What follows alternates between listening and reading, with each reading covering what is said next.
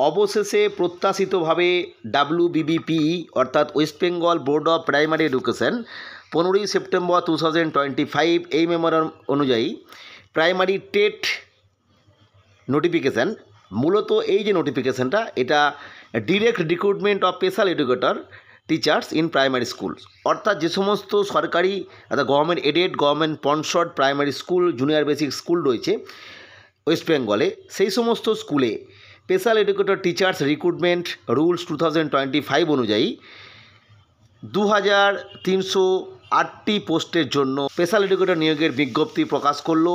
এবং এই বিজ্ঞপ্তি ডিটেলস আমরা আলোচনা করব। তোমরা প্রত্যেককে যারা এই পরীক্ষা দিতে আগ্রহী তারা অবশ্যই ভিডিওটি স্কিপ না করে পুরোটি দেখো, তাহলে এখান থেকে তোমাদের যে সমস্ত কোয়ারিগুলো রয়েছে সেগুলো তোমরা মিটে যাবে। প্রথমে হচ্ছে name of the post special educator teachers in primary school, অর্থাৎ হাই স্কুলের ক্ষেত্রে যে স্পেশাল এডুকেটরের এই মুহূর্তে ফর্ম এন্ট্রি চলছে, সেই রিগার্ডিং সেই একই পোস্ট, ওটা হাই স্কুলের ক্ষেত্রে, এটা প্রাইমারি স্কুলের ক্ষেত্রে। Scale of pay as per extend government rules যে অনুযায়ী চলছে সেই অনুযায়ী দেওয়া হবে। এই স্কেল নিয়ে আমরা ডিটেলস আলাদা আলোচনা করব, সেখানে দেখে নেবে।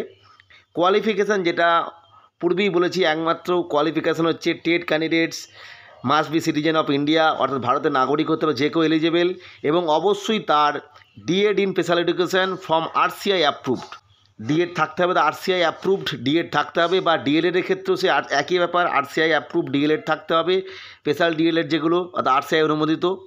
এছাড়া যাদের 6 মান্থস ট্রেনিং আছে of teaching in cross disability area inclusive এডুকেশনের উপরে, তারাও কিন্তু এর জন্য এলিজেবল। অবশ্যই যাদের এই সার্টিফিকেটগুলো আছে তারাই কিন্তু এলিজেবল, অন্যরা কিন্তু এলিজেবল নয়। এবং এজ হচ্ছে 20 থেকে 40।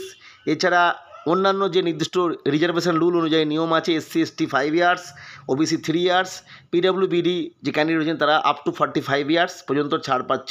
নেক্সট ইম্পর্টেন্ট টেট, অর্থাৎ কারা টেট দেবে কারা টেট দেবে না।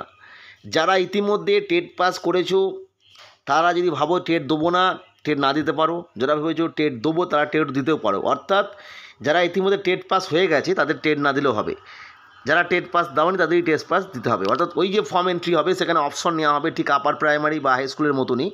যদি টেট পাসের ওই নাম্বারটা দিতে চাও সেক্ষেত্রে তোমার রোল নাম্বার দিতে হবে বা অন্যান্য কিছু বিষয় আসবে ফর্ম এন্ট্রির সময়, সেটা বোঝা যাবে।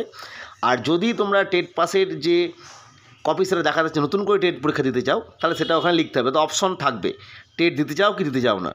অবশ্যই যারা টেট পাস করে তাদের টেট দিতেই হবে। এরপর আমরা দেখব সিলেকশান প্রসিডিওর যেটা রয়েছে, সেটা হচ্ছে ওই যে টেটের যে নাম্বার সেটাকে ওয়েটেজ নেওয়া হবে 80 নম্বরের মধ্যে, এবং বাকি 10, 20, 20 থাকবে ডেমনস্ট্রেশন এবং ইন্টারভিউ, অর্থাৎ টোটাল 100-র মধ্যে মেরিট লিস্ট তৈরি হবে। এবং যখন ফর্ম এন্ট্রি হবে সেখানে কিন্তু DPSC বা PSC অর্থাৎ প্রাইমারি স্কুল কাউন্সিল বা ডিস্ট্রিক্ট প্রাইমারি স্কুল কাউন্সিলের রেফারেন্স চাওয়া হবে, অর্থাৎ প্রেফারেন্স কোথায় নিতে চাইছো, নির্দিষ্ট ভ্যাকেন্সি যেখানে থাকবে সেই অনুযায়ী। পূর্বেই বললাম ভ্যাকেন্সিটা আমরা টোটাল ভ্যাকেন্সি দেখে নিয়েছি, ডিস্ট্রিক্ট ওয়াইজ ভ্যাকেন্সি কিন্তু নেই, সেই অনুযায়ী পোস্টিং দেওয়া হবে। অ্যাপ্লিকেশন ফিস যেটা জেনারেল ক্যাটাগরির ক্ষেত্রে 600, OBC AB ক্যান্ডিডেটদের ক্ষেত্রে 500, এবং SC ST EWS এবং PWBDদের ক্ষেত্রে নীল, কোনো পয়সা লাগছে না। এরপরে quota for reservation, the quota for reservation will be applicable as per the extend policy of the government of West Bengal, অর্থাৎ ওয়েস্ট বেঙ্গলের যে রুলস আছে আর কি রিজার্ভেশন রুলস সেই অনুযায়ী হবে। আর অ্যাপ্লিকেশন যে চালু হবে সেটা খুব শীঘ্রই অফিসিয়াল লেভেলে জানিয়ে দেওয়া হবে। আপাততভাবে এটা তথ্য দেওয়া হলো যে এই প্রক্রিয়ার মাধ্যমে special educator primary teachers recruitment হতে চলেছে। যাই হোক, আজকে তথ্যটা শেয়ার করলাম। পরবর্তী আপডেটের জন্য চ্যানেলটিকে সাবস্ক্রাইব করে রেখো। ভিডিওটি দেখার জন্য প্রত্যেককে অসংখ্য ধন্যবাদ।